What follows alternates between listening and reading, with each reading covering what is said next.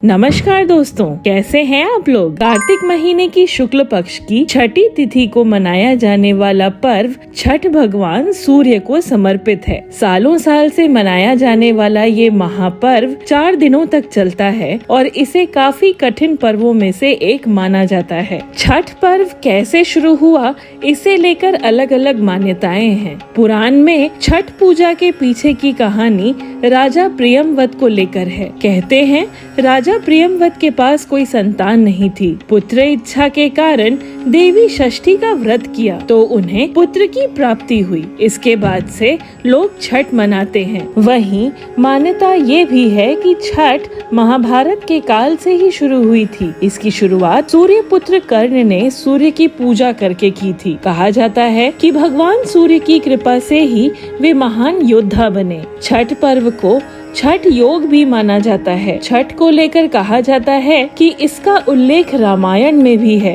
लंका विजय के बाद राम राज्य के स्थापना वाले दिन कार्तिक शुक्ल षष्ठी को भगवान राम और माता सीता ने उपवास किया था और भगवान सूर्य की आराधना की थी। लोक परंपरा के मुताबिक सूर्य देव छठी मैया का संबंध भाई बहन का है, इसलिए छठ के मौके पर सूर्य देव की उपासना काफी फलदायी मानी जाती है। दोस्तों, छठ पूजा 4 दिवसीय उत्सव है। इसकी शुरुआत कार्तिक शुक्ल चतुर्थी को तथा समापन कार्तिक शुक्ल सप्तमी को होती है। इस दौरान व्रत करने वाले लगातार 36 घंटे का व्रत रखते हैं। नहाए खाए पहला दिन कार्तिक शुक्ल चतुर्थी नहाए खाए के रूप में मनाया जाता है। सबसे पहले घर की सफाई कर उसे पवित्र बना लिया जाता है। इसके पश्चात छठ व्रती स्नान कर पवित्र तरीके से बना शुद्ध शाकाहारी भोजन ग्रहण करके व्रत की शुरुआत करती है। घर के सभी सदस्य व्रती के भोजन उपरांत ही भोजन ग्रहण करते हैं। भोजन के रूप में कद्दू, दाल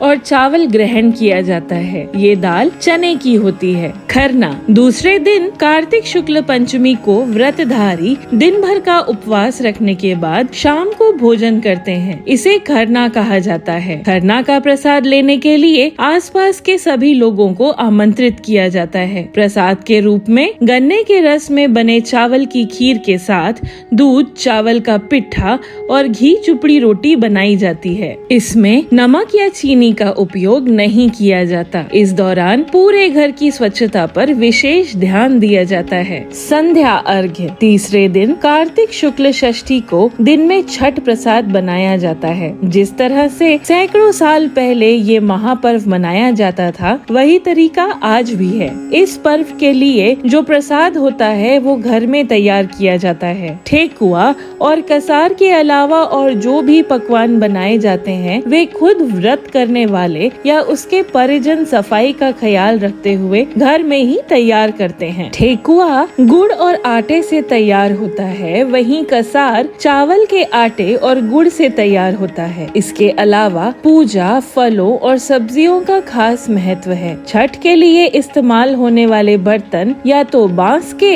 या किसी मिट्टी से बनते हैं। ये तमाम चीजें इको फ्रेंडली होती हैं। शाम को पूरी तैयारी और व्यवस्था कर बांस की टोकरी में अर्घ का सूप सजाया जाता है और व्रती के साथ परिवार तथा पड़ोस के लोग सूर्य को अर्घ देने घाट की ओर चल पड़ते हैं। सभी छठ व्रती एक नियत तालाब या नदी किनारे इकट्ठा होकर सामूहिक रूप से अर्घ दान संपन्न करते हैं। सूर्य को जल और दूध का अर्घ दिया जाता है तथा छठी मैया का प्रसाद भरे सूप से पूजा की जाती है। इस दौरान कुछ घंटे के लिए मानो मेले का दृश्य बन जाता है। उषा अर्घ्य चौथे दिन कार्तिक शुक्ल सप्तमी की सुबह उगते हुए सूरज को अर्घ्य दिया जाता है। व्रती वहीं पुनः इकट्ठा होते हैं जहां शाम को अर्घ्य दिया था। पुनः पिछली शाम की प्रक्रिया दोहराई जाती है। अंत में व्रती दूध का शरबत पीकर तथा थोड़ा प्रसाद खाकर व्रत पूरा करते हैं। दोस्तों, आशा करती हूँ कि ये छठ महापर्व आपके और आपके परिवार के लिए यश और संपन्नता लाएगा। ये वीडियो अगर आपको पसंद आया हो तो प्लीज लाइक और सब्सक्राइब करना ना भूलें। अगर आपका कोई सवाल या सुझाव हो तो कमेंट बॉक्स में लिखकर जरूर पूछें। जय हिंद, जय भारत।